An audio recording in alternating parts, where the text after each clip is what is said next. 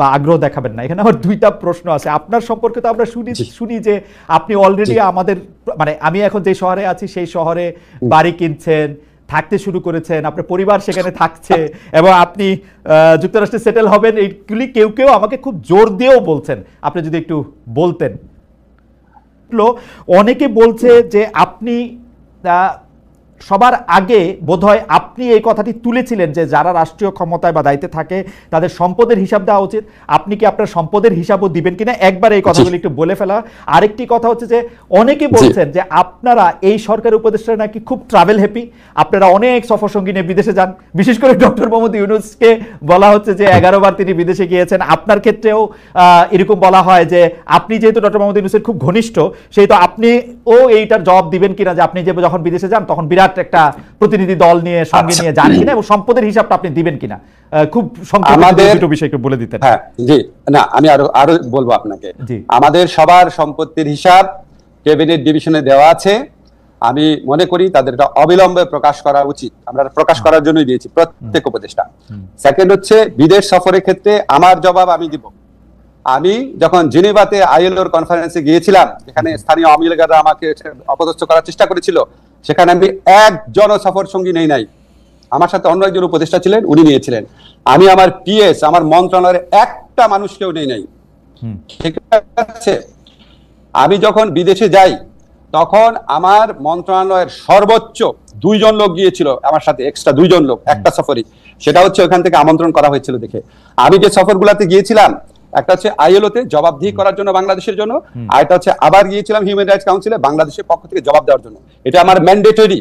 আমি সৌদি আরবে গিয়েছিলাম বাংলাদেশের শ্রম বাজার নিয়ে আলোচনা করার জন্য, আর একটা গিয়েছিলাম তাদের কনফারেন্সে তাদের অতিথি হয়ে, যেখানে 2 জন সৌদি মন্ত্রী সহ আমাকে স্টেজে তারা অনেক সম্মান করিয়ে করেছে। এবং এটা যেটার কারণে বলে রাখি আপনাকে প্রসঙ্গত, সৌদি আরবে 2 বার যাওয়ার কারণে বাংলাদেশের সাথে সৌদি আরবের প্রথম শ্রম বা কর্মসংস্থানের এগ্রিমেন্ট হতে যাচ্ছে, যেটা ইন্ডিয়া পাকিস্তানের সাথেও নাই। আর আমি গিয়েছিলাম মালয়েশিয়াতে, সেখানে আমার সফর সঙ্গী ছিল একজন। সরি, সেখানে সফর সঙ্গী ছিল 2 জন। মালয়েশিয়াতে 2 জন, সর্বোচ্চ 2 জন, এবং কোন কোন ক্ষেত্রে আমার কোনো সফর সঙ্গী ছিল না। তার মানে আপনি আগে থেকে বলছেন সেটি আপনি পালন করছেন। আপনি যদি অবশ্যই পরিষ্কার করে বললেন যে এটা আসলে ক্যাবিনেটে দেওয়া আছে এবং এটা পাবলিক করা হবে যে কোনো সময়, রাইট? অবশ্যই। আরেকটা কথা বলি, আরেকটা কথা আমি বলতাম, এখন চট করে মনে করতে পারছি, সেটা হচ্ছে বিদেশি চিকিৎসা নেব না। আমাদের কেউ বিদেশি চিকিৎসা নেয় নাই। আমার ব্যক্তিগত, আমার এবং আমার পরিবার, আমি উপদেষ্টা হওয়ার পর চিকিৎসা নিয়েছি হচ্ছে পিজি হসপিটাল, যেটা এখন বাংলাদেশ হসপিটাল নামে পরিচিত, যেখানে সাধারণ রোগীরা দেখায় সেভাবে দেখিয়েছি। ইবনে সিনাতে দেখিয়েছি, সারা জীবন যেই হসপিটালে দেখাতাম সেখানেই দেখিয়েছি। কোনোদিন বাইরে যাওয়া তো দূরের কথা, বাইরের ওষুধ পর্যন্ত খাই নাই। ওকে, লন্ডনে প্রফেসর ডক্টর মোহাম্মদ ইউনূস আমাদেরকে মানে একটা প্রশ্নের জবাবে উনি এরকম সংস্কারের বিষয়টি কেন নির্বাচিত প্রতিনিধিদের কাছে ছাড়ছেন না বা ছাড়া হইতেছে না, এরকম একটা প্রশ্নের জবাবের এক পর্যায়ে তিনি বলছেন ভোটাররা আসলে কার কি বক্তব্য আছে কি আছে সেগুলি জানতে চায় না, তারা শুধু বুঝতে চায় কে তাকে বেশি টাকা দেবে তাকেই ভোটটা দেয়। স্যার, আপনি এইটা দেখছেন কিনা যে এইটা কিন্তু আসলে সত্যি সত্যি ডক্টর মোহাম্মদ ইউনূস বলছে? টু মাই আটার সারপ্রাইজ। আপনার মন্তব্য একটু শুনতে চাই। না, এটার মধ্যে আমি একটু যোগ করে রাখি স্যার, যে আমার কাছে মনে হয় কিন্তু তিনি মিথ্যা বলেন নাই, কিন্তু কথাটা একটু হাসিনা-এস্ক হয়েছে, শেখ হাসিনার মতো হয়েছে। না, আমি আপনাকে বলি, স্যারের কথাটা সীমিত ক্ষেত্রে সত্যি, কোন কোন ভোটারের ক্ষেত্রে এটা সত্যি, কিন্তু সিংহভাগ ভোটারের ক্ষেত্রে এটা সত্যি না। এর সাথে নামের সাথে জড়িত, কিন্তু আমি বিষয়টাকে আরেকটু অন্যভাবে প্রশ্ন করতে চাই। আমরা দেখেছি যে গত সরকার ক্ষমতাচ্যুত হওয়ার পরে আমরা ভারতের সাথে বিভিন্ন বিষয়ের যে চুক্তিগুলি রয়েছে সেই চুক্তিগুলি জনসমক্ষে আসবে, সেটা আমরা চেয়েছিলাম। অনেকে চেয়েছিল যে সেই চুক্তিগুলি বাতিলও করা হবে, কিন্তু সেই চুক্তিগুলি বাতিল করা হয়েছে বলে একটিও আমি শুনি নাই, জনসমক্ষেও আসে না। এটার কারণ কি? অনেকে বলে থাকেন এর জন্য নাকি আপনি একজন নিয়ামক, কারণ আপনি ভারতের একজন পরীক্ষিত বন্ধু। আমি স্যার আপনাকে বলতে পারলাম না, কিন্তু অনেকে এটাও বলে। যাই হোক খালেদ, আমি আপনাকে জিজ্ঞেস করি, আপনি কি 15 বছর এই কথাটা শুনেছেন যে আমি পাকিস্তানের দালাল? প্রচন্ড ভাবে শুনেছেন না?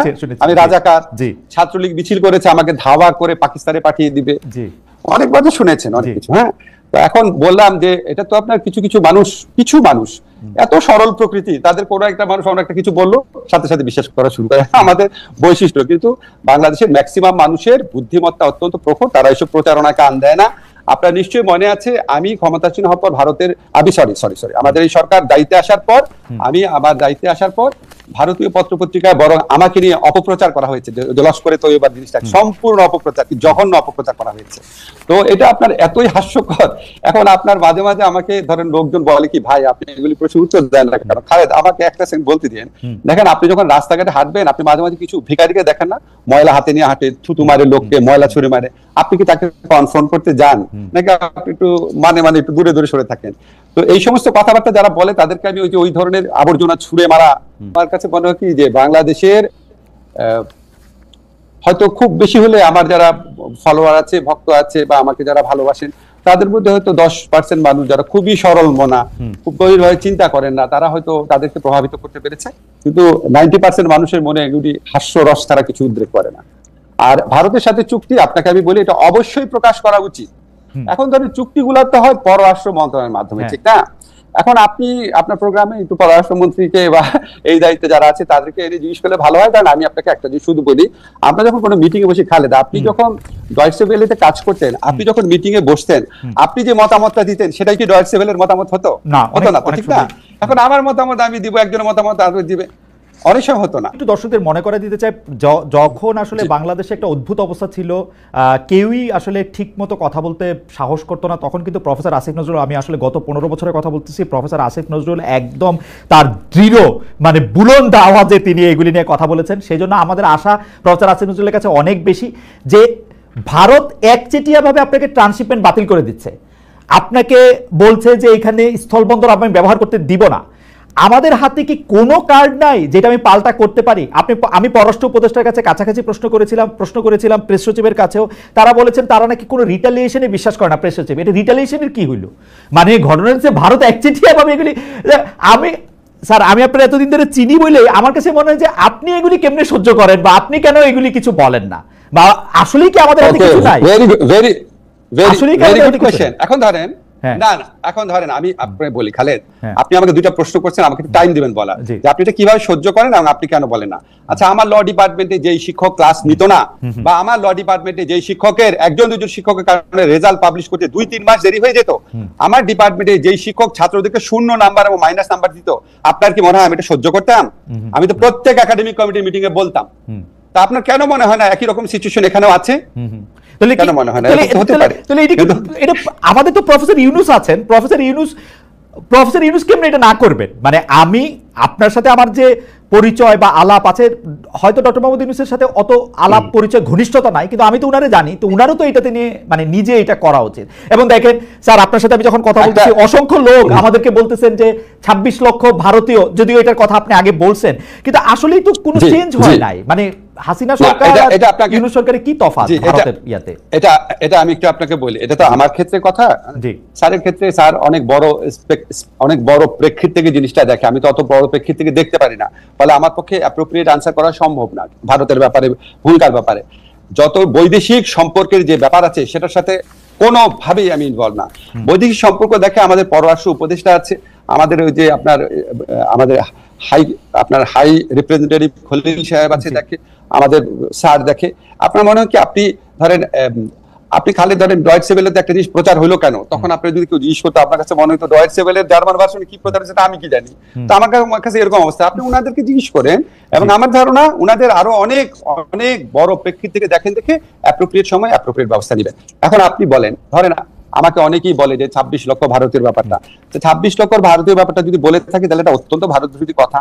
তো একই সাথে 26 লক্ষ ভারতীয় বললেন, এটা এত বড় একটা কথা বললেন আপনি, আবার বলে ভারতের দালাল, কোনো কিছু ঠিক নাই। 26 লক্ষ ভারতের ব্যাপারে ভাই একটা কথা ব্যাখ্যা করি, আমরা যখন 15 বছর অ্যাক্টিভিজম করতাম, অনেক জায়গায় অনেক ভাষণ দিতাম, অনেক বক্তব্য দিতাম, যখন আমরা বক্তব্য দিতাম প্রত্যেকটা কথা অ্যাকিউরেট হতো না। এখানে আমি সিপিডির একটা রিসার্চ পেয়েছিলাম, আমি এটা আগের অনুষ্ঠানে ডিটেইল বলেছি, বলেছে 5 লক্ষ, সিপিডি বলেছে 5 লক্ষ, আরেকটা বলছে এর চেয়ে অনেক বেশি হতে পারে। এখন ধরেন আমার যদি অ্যাকচুয়াল ফিগারের চেয়েও ইম্পর্টেন্ট ব্যাপার ছিল ব্যাপক সংখ্যায় রয়েছে, এখন আপনি আমাকে বলেন সিপিডির মতো একটা প্রতিষ্ঠান যেটা দেবপ্রিয়দা পরিচালনা করে, সিপিডির মতো প্রতিষ্ঠান যদি 5 লক্ষ বলে, আমার মাথায় তো ওইটাই গেঁথে আছে যে লক্ষ লক্ষ অনেক লোক কাজ করে। এখন ওইখানে বলতে গিয়ে হ্যাঁ হতে পারে যে 26 লক্ষের মধ্যে এক্সাজারেশন আছে, কিন্তু বিপুল সংখ্যক তো ছিল। এখন বিপুল সংখ্যক ভারতীয় আপনার যারা চাকরি করত তারা 5 অগাস্ট থেকে 8 অগাস্টের মধ্যে চলে যায় নাই, এটা আপনাদেরকে কে বললো? ওই সিচুয়েশন দেখে যদি আওয়ামী লীগের, একটা সেকেন্ড ভাই, আওয়ামী লীগের যদি হাজার হাজার লোক চলে যেতে পারে, ভারতীয় লোক চলে যাওয়ার কথা না। সেটা তো আপনার কনসার্ন যারা মিনিস্ট্রি আছে, অথরিটি আছে, তাদেরকে আমি তাগিদও দিয়েছি, এটাকে বলেছি। আমার মনে হচ্ছে এই ব্যাপারটা আপনি আসলে বলেছেন, পরিষ্কার করেছেন, এবং চলে যেতে পারে সেই সংখ্যা। তারা আবার যেহেতু আপনি যখন বলেছিলেন যে ভারতীয় একটা বিপুল সংখ্যায় কাজ করতে পারে, এবং সিপিটির উদাহরণটা দিয়েই আপনি বলেছিলেন, এবং জনাব তৌহিদ হোসেন যিনি আজকে পররাষ্ট্র উপদেষ্টা তিনিও কাছাকাছি একটি কথা বলেছিলেন, এবং সেইটার ব্যাখ্যা নানা রকম হতে পারে। যেহেতু তারা কি বলে নিবন্ধিত উপায়ে কাজ করতেন না, তাদের আসলে চলে যাওয়াটা অনেক বেশি সহজ, মানে ফ্লাইট ধরে, বাস ধরে, ট্রেন ধরে চলে গেলেই হলো। আমাকে একটু বলতে দেন প্লিজ, এটা জরুরি খুব ইনফরমেশন। ধরেন আমাদের এখানে যারা ভারতীয়রা কাজ করতো, এটা আমরা ইনভেস্টিগেট করে জেনেছি, ওনাদের ওয়ার্ক পারমিট ছিল না। এটা কিভাবে সম্ভব হয়েছিল? এটা হাসিনা সরকার একটা ব্যবস্থা করেছিল, যখন একটা কোম্পানি কাজ পেত, ধরেন ভারতীয় একটা কোম্পানি একটা প্রকল্প পেল, ভারতীয় কোম্পানি যখন প্রকল্পটা পাবে, প্রকল্পের যারা স্টাফ ছিল তাদের জন্য কোনো ওয়ার্ক পারমিট লাগতো না। এটা আপনার খবর নিয়ে দেখেন, এটা আমি এই ইনভেস্টিগেট করে জেনেছি এটা কেন। ফলে আপনি ডকুমেন্টেড পাবেন না। এখন আপনার ধরেন ভারতীয় প্রকল্পে কাজ করছে হাজার হাজার লোক, 5 অগাস্ট থেকে 8 অগাস্টের সিচুয়েশন দেখে, যেখানে আওয়ামী লীগের প্রায় আপনার 10-20 হাজার লোক পালিয়ে গেছে, তো তারা ওখানে বসে থাকবে? ওকে, ঠিক আছে। এটা নিয়ে নিশ্চয়ই ভবিষ্যতে যখন আপনারা আরো জানবেন, তখন নিশ্চয়ই আমরা আরো পরিষ্কার একটা ছবি পাবো। কিন্তু প্রফেসর আসিফ নজরুল, আমি আপনার কাছ থেকে, যেহেতু সাংবাদিকতার 2-1টা পাঠও আপনার কাছ থেকে আমার মানে প্রতি সময় নিতে হয়, সেজন্য একটু সাংবাদিকতার জায়গা থেকে, বাংলাদেশে তো ডিজিএফআই কেন্দ্রিক আইনগুলি চেঞ্জ তো হয় নাই। মানে কেন আমি এই প্রশ্নটা করতেছি, ডিজিএফআই, এসবি এগুলি তো সরকার প্রধানের কাছেই আসে, এখনো সেনা প্রধানের কাছে তো না। মানে ডিজিএফআই তো আপনার না, সরকার প্রধানকে রিপোর্ট করে। ডিজিএফআই তো না, সরকার প্রধানকে রিপোর্ট করে, সেনা প্রধানের কাছে রিপোর্ট করে না। রাইট। এখন আপনি ধরেন, আমি আপনাকে একটু বলি, আপনি যেহেতু বলেছেন শুনে, আমাদের যে বিভিন্ন সংস্কার কমিশনের প্রস্তাব এসেছিল, ওই প্রস্তাবগুলো আমরা ভাগ করে এই কাজটা আমি এবং আরো কয়েকজন মিলে করেছি। যে মিনিস্ট্রি কাজ, সেই যে মিনিস্ট্রিকে দেওয়া হয়ে গেছে। আমার মিনিস্ট্রিতে যে কাজ আসছে, যেটা আইন মন্ত্রণালয়ের অধিভুক্ত বিষয়, সেই আইন মন্ত্রণালয়ের অধিভুক্ত বিষয় এবং এমনকি অন্যান্য মন্ত্রণালয়ের অধিভুক্ত বিষয়, সেটাও কয়েকটা কাজ আমরা করে দিয়েছি। যেমন নারী ও শিশু নির্যাতন দমন আইনের অ্যামেন্ডমেন্ট, সেরকম আমরা 7টা মেজর অ্যামেন্ডমেন্ট করেছি, 7টা। আরো ধরেন 4-5টা আগামী 1 মাসের মধ্যে হবে। একটা মিনিট দাঁড়ান, এখন অন্য মন্ত্রণালয় কেন করছে না বা কোথায় বাধা আছে, ভাই তাদের জিজ্ঞেস করেন। এখন আমি পড়াতাম ঢাকা বিশ্ববিদ্যালয়ে, দাঁড়ান আমি ঢাকা বিশ্ববিদ্যালয়ে পড়াবো এনভায়রনমেন্টাল ল, এখন কনস্টিটিউশন যে পড়াচ্ছে সে খারাপ পড়াচ্ছে কিনা সেটাকে আমাকে কেউ জিজ্ঞেস করতো না, তো কমন সেন্সের ব্যাপার। এখন আপনি ধরেন লিভারপুলের কোচ, লিভারপুল টিম খারাপ খেলছে, এখন আপনি এটা কি ম্যানচেস্টার ইউনাইটেড কোচকে জিজ্ঞেস করেন ভাই লিভারপুল খারাপ খেলতেছে কেন, তাদের জিজ্ঞেস করেন? না প্রফেসর নজরুল, আমার প্রশ্নটা আসলে এটা না, মানে আমার এইটাও একটু পরিষ্কার হওয়ার দরকার ছিল যে এই সরকারের সময় কোনো চেঞ্জ আসছে কিনা, যাতে director general of forces intelligence এখন সরকার প্রধানকে রিপোর্ট না করে আর কাউকে রিপোর্ট করে কিনা। সেইটা রিপোর্ট করলে আমার একদম সরাসরি প্রশ্ন, প্রফেসর আসিফ নজরুল, কোনোভাবে কি সরকার প্রধানকে না জানিয়ে সাবেক রাষ্ট্রপতি জনাব আব্দুল হামিদের বিদেশে যাওয়া সম্ভব?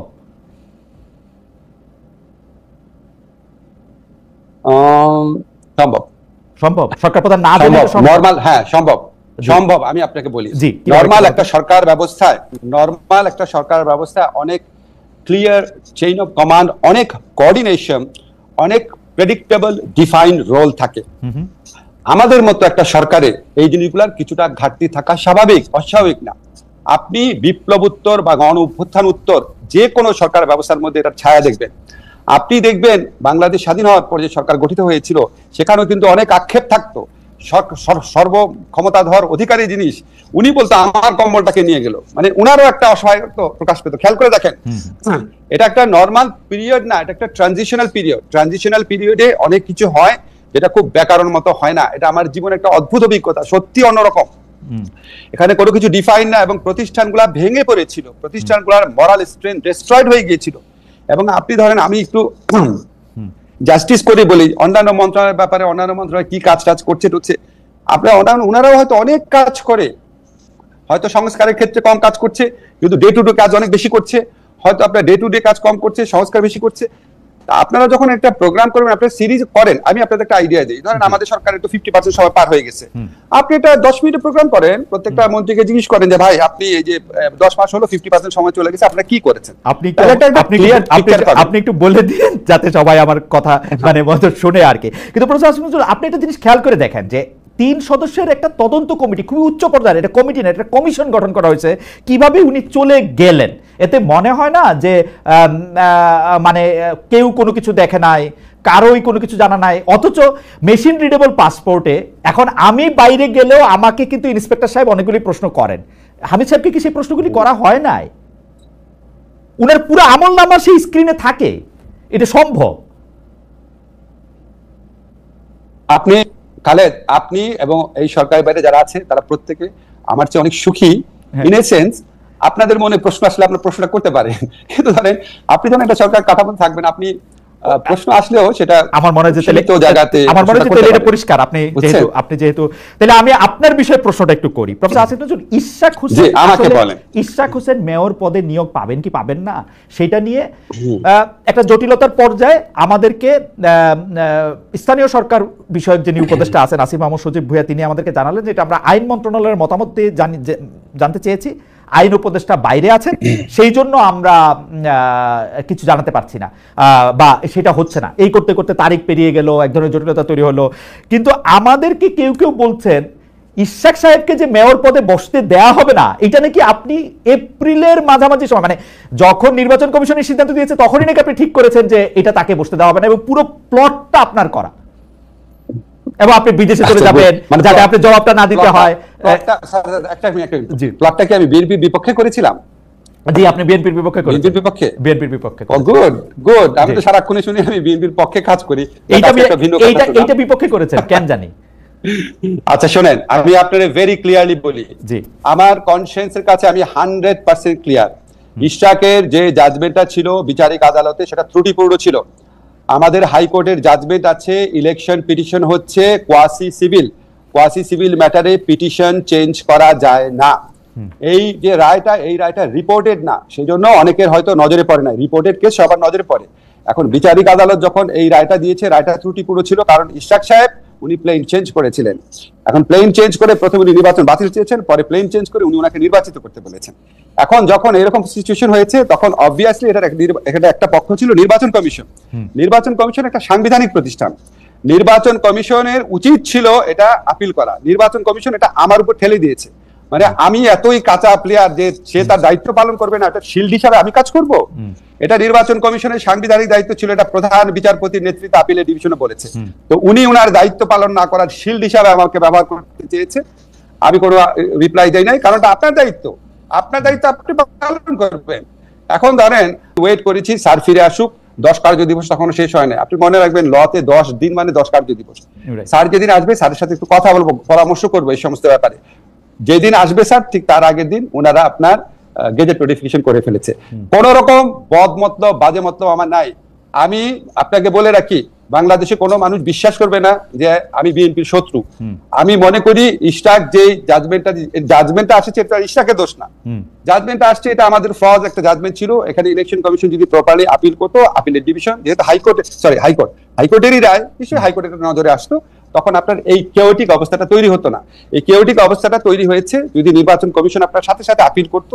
আপনি তো জানেন সরকার, আপনি সাংবাদিক, সরকারি যে কোনো নির্বাচনে মানে মামলায় হারলেই আপিল করে, সেটা নর্মালি আপিল করে।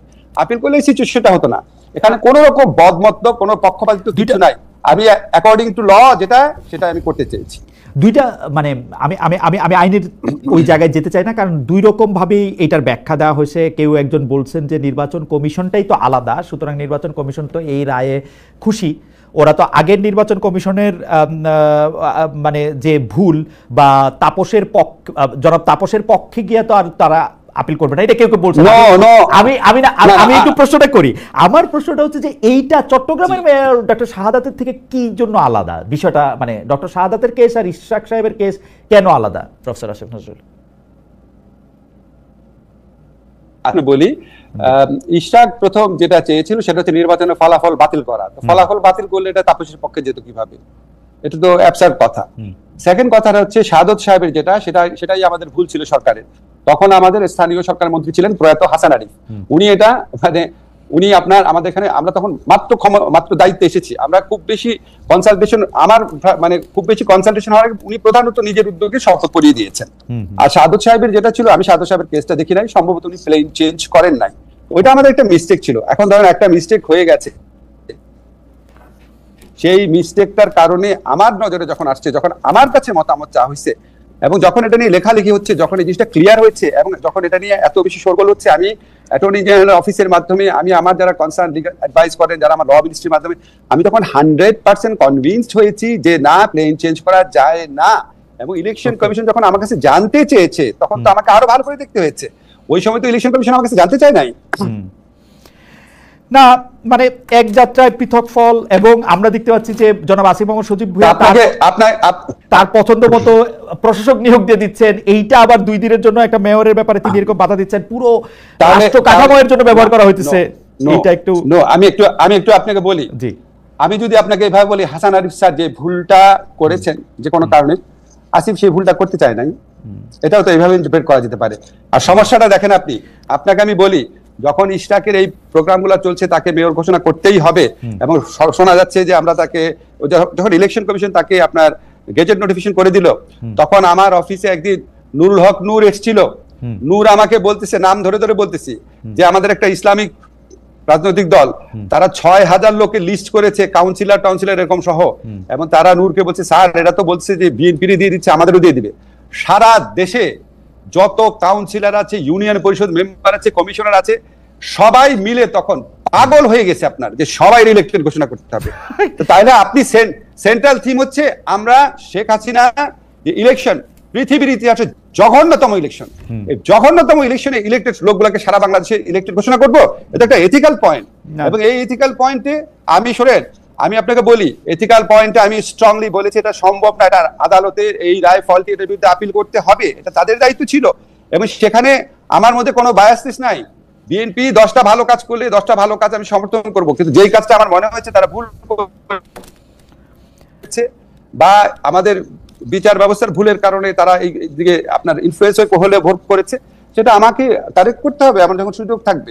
ওকে, আমার মনে হয় যে এই বিষয়টা নিয়ে আপনি যেটাকে জনাব মরহুম হাসান আরিফ সাহেবের ভুল এবং জনাব আসিফ মোহাম্মদ সজীব ভুঁইয়ার ভুল না করার ইচ্ছা, 6000 নতুন কাউন্সিলরের মানে তাদেরকেও আসলে ইলেক্টেড করার জায়গাটা তৈরি হচ্ছে কিনা, সেইটা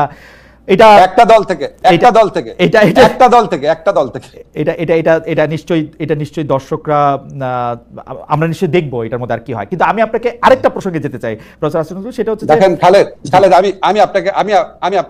আমি আপনাকে একটা কথা প্রসঙ্গ করে বলে রাখি। দেখেন, আমি এই 15 বছরে বিএনপি এই ফ্যাসিস্ট শেখ হাসিনা বিরোধী আন্দোলনে যে অসীম আত্মত্যাগ করেছে, যে কঠিন আপনার মানে কত লোক তাদের মারা গেছে, কত লোক সর্বশান্ত হয়েছে, কত লোক আহত হয়েছে, কত লোক গুম হয়েছে, এই পুরা কষ্টের প্রতি 15টা বছর আমি কি পরিমাণ সিম্প্যাথেটিক ছিলেন আপনি জানেন। আমি যখন বেগম খালেদা জিয়া যখন ওনাকে বাইরে পাঠাচ্ছে না, বিবৃতি দেখেছি, বাংলাদেশের প্রতিটি দশা অনেক মানুষ আমার সাথে যে খারাপ ব্যবহার করেছে আপনি বিশ্বাস করতে পারবেন না। প্রসঙ্গ করে বলে রাখি, ডক্টর ইউনূসের পক্ষেও যখন বিবৃতি নিতে গেছি, আমাকে এই সমস্ত বহু কিছুর মধ্যে যেতে হয়েছে, সবকিছু তো ইমেইলে আছে। আমি যখন আরো 10-15 বছর পর জীবনে লিখবো, আপনারা অবাক হয়ে যাবেন। আমি যে এই দলটার প্রতি এত সিম্প্যাথেটিক মানে কি, আমি উনাদেরও তো ভুল হওয়া সম্ভব, ওনারা 10টা কাজ ভুল করে একটা তো ভুল হতে পারে, যে ভুলটা আমি বলবো না। তো আমি তো ভাই না, আমার ঈমান থেকে আমি বলেছি বিএনপির এই সিদ্ধান্তটা ভুল ছিল। সেটা দুই পক্ষেই আছে প্রফেসর আসিফ নজরুল। আমার মনে আছে যে আমি বন শহরে থাকতাম, প্রফেসর ইউনূস ভিসবাদেন বলে একটি শহরে বেড়াতে এসেছিলেন, তিনি আমাকে খুব আদর করে চা কফি খাইয়ে 2টি লাইন তার সাথে কথা বলে, মানে সামনে ক্যামেরার সামনে কথা বলে, ক্যামেরার আড়ালে অনেকক্ষণ কথা বলে, দেশের আসার পরও তিনি অনেক কথা বলেছিলেন আমার সঙ্গে, কিন্তু এখন আর তিনি আমার সঙ্গে কথা বলতে চান না। আসলে ব্যাপারটা এরকম যে আমরাও আসলে দূরে সরে গেছি বা শত্রুতে পরিণত হয়েছি। সেইটার জায়গা থেকেই আপনাকে প্রশ্ন করতে চাই প্রফেসর আসিফ নজরুল, যে অন্তর্বর্তীকালীন সরকারের সময় না শুধু আপনি সারা জীবন মত প্রকাশে আপনি স্যারের সাথে কথা বলার চেষ্টা করেছেন অসংখ্যবার। উনি নিউ ইয়র্ক এসছেন, নিউ ইয়র্কে কথা বলতে চেষ্টা করছি, তারপর হচ্ছে ঢাকায় গিয়ে কথা বলতে চাইছি, এইখানে কথা বলতে চাইছি অসংখ্যবার। উনি আমার বাদে সবার ইন্টারভিউ দিচ্ছেন। যাই হোক, হাওয়েভার এটা উনার ইচ্ছা। কিন্তু আমি আমি স্যারকে জিজ্ঞেস করব। আচ্ছা স্যার, আমি আপনাকে জিজ্ঞেস করি যে আপনি কিন্তু একটা বিষয়ে আপনার কনসিস্টেন্সি অসাধারণ, মানে সেটা কোনোভাবে আপনাকে আমি হিলতে দেখি নাই গত 30 বছরে, সেটা হচ্ছে অবাধ মত প্রকাশের স্বাধীনতা। এমনকি আপনাকে গালি দিলেও, মিথ্যা কথা বললেও আপনি কিন্তু তার মুখ বন্ধ করার উপায় না। কিন্তু আমরা কিন্তু এই যে দেখতেছি যে একজন ইউটিউবার গুম হয়েছে কিনা এই আলোচনার মধ্যে জানা গেল তিনি 2 মাস ধরে গ্রেপ্তার। সাব্বির না কি নাম, তিনি জননিরাপদ, সাব্বির নাম, সরি আমি সাব্বির না কি নাম না, তিনি নাম হচ্ছে মোহাম্মদ সাব্বির সরকার। তিনি জননিরাপত্তা আইন ও সন্ত্রাস বিরোধী আইনের মামলায় অভিযুক্ত। বিগত আমলে প্রণীত এইসব আইন দিয়ে একটা ইউটিউবারে প্রসেন নজরুল, মানে আমার আর কিছু বলার নাই। মানে আপনি, মানে আমার খালি মনে হয় যে আপনি কিভাবে এগুলি মানে সহ্য করেন, বা মানে এটা কেমনে এটা সম্ভব আপনারা থাকতে। আমি আপনাকে খালেদ বলি, একটা কথা হচ্ছে কি, আমাদের এই আমলে মত প্রকাশের যে স্বাধীনতা আছে, আপনি বিশ্বাস করেন, আমি অনেস্টলি বলি, বাংলাদেশে কোনো আমল এটা ছিল না। আপনি শুধু আমার ক্ষেত্রে দেখেন, আমার ক্ষেত্রে কত মিথ্যাচার, কত জঘন্য চরিত্র হননকারী কথা। বাংলাদেশের প্রচলিত যতগুলো আইন আছে, পেনাল কোড বলেন, সন্ত্রাস দমন আইন বলেন, ডিজিটাল সিকিউরিটি অ্যাক্ট, মানে কতগুলো আইনে মানে অপরাধযোগ্য ভাবে আমার সম্পর্কে চরিত্রহানি মিথ্যা কথা, আমার নিরাপত্তা বিঘ্নিত করার মতো পরিস্থিতি সৃষ্টি করা হয়েছে। এর জন্য কি কেউ মামলা করেছে? আমাদের ইউনূস স্যারের বিরুদ্ধে করা হয়েছে, রেজওয়ানার বিরুদ্ধে করা হয়েছে, আমাদের সালাউদ্দিন স্যারের বিরুদ্ধে করা হয়েছে, কত উপদেষ্টার বিরুদ্ধে করা হয়েছে। এটার জন্য কি আমরা সরকার থেকে কোনো মামলা করেছি? আমরা করি নাই।